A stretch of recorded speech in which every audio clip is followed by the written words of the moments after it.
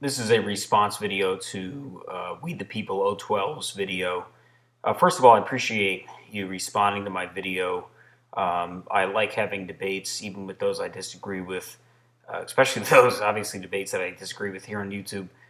So thank you. A couple things I'd like to cover. First of all, it is a libertarian conservative belief. That is the libertarian wing of the Republican Party, which is a very small faction within the Republican Party, primarily right now made up of people who support Ron Paul and his son Rand Paul for the Senate in Kentucky, who believe in the type of foreign policy that you advocate, which is a non-interventionist foreign policy, which I don't believe puts America in a position of strength. The type of foreign policy I advocate is one that advocates freedom. And though it's true that Republicans ran against the Korean and Vietnam Wars, let's not forget that when President Reagan came to power, he said we need to have a policy of quote-unquote peace through strength. President Reagan increased defense spending and won us the Cold War, and that continued under George Bush. And George W. Bush was even more of a, if you will, more of a peace through strength leader, if you will, who stood up and decided that we had a choice to make. That was to either fight the terrorists abroad or fight them here at home. And President Bush made the choice to fight them abroad. We have been fighting them abroad, and the Department of Homeland Security has helped them fight us at home. FEMA was, the point of the Department of Homeland Security obviously was to defend the homeland. It does its job on a daily basis with regards to preventing terrorist attacks. It failed when it comes to disaster relief. It failed. I agree. But when it comes to defending this country, the Department of Homeland Security has been a success. The Patriot Act has been a success. If you are not doing anything wrong, you have nothing to worry about. And the Patriot Act, it doesn't matter if it infringes on your civil liberties or not. What it matters is that we are catching people who want to do us harm and get rid of all of our freedoms and hurt innocent people. You talk about Iraq. I recognize there is no link between Iraq and 9/11. I fully recognize that. But Saddam Hussein, President Bush thought that Saddam Hussein had weapons of mass destruction. He didn't.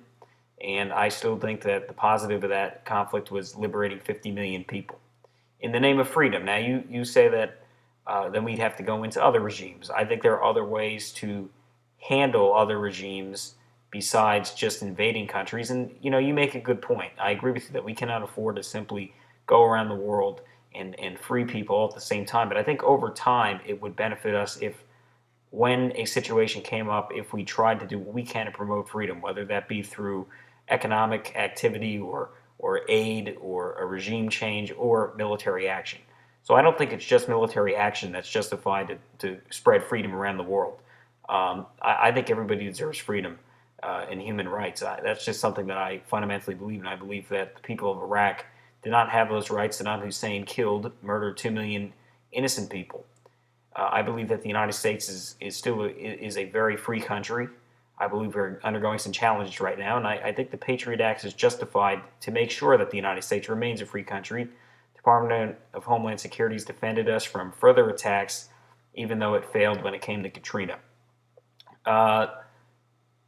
And again, you are correct in saying that conservatives oppose massive spending, but I think you have to now, because the majority of conservatives support limited domestic spending, limited government, and more military spending. I think it's fair to say that, because that has been the voting trends of the conservative movement in the past decade, or certainly in the past since the 2002 midterm elections.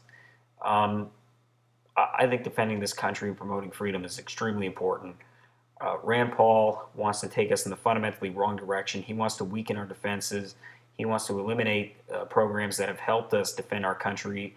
And you say it's not a liberal belief to support the kind of foreign policy I'm advocating. You say that. I'm sorry. You're saying that my foreign policy is a liberal foreign policy. You didn't actually say that, but you kind of, you probably think that.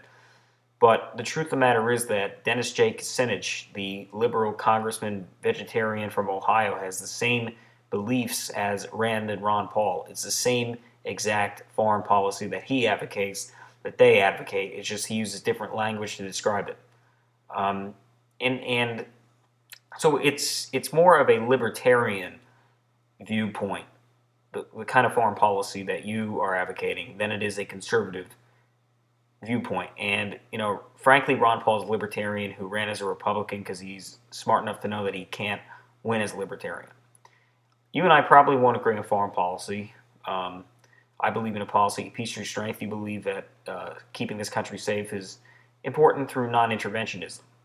I think we could probably agree on certain issues like energy, like the fair tax and illegal immigration. But I think on this issue, this is just a fundamental disagreement. Now, finally, I'd like to address the candidates in Kentucky. I don't always support the establishment candidate. All right, I'm rooting for Rubio down in Florida. I am not the always supportive of the establishment candidate.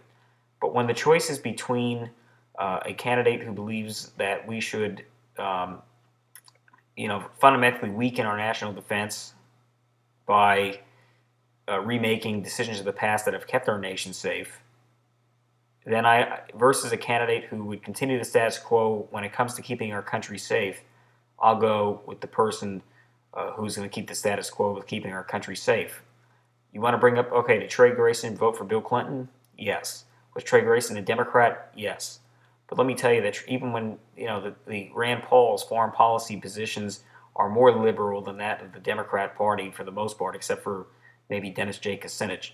So I don't really see the difference in voting for somebody who is going to bring the country to the left when it comes to foreign affairs, or voting for somebody who may have voted for a Democratic candidate in the past. I want to thank you again for making this response. I'm glad that this has been a respectful and civil debate, and best of luck to you, and I hope we can continue this debate.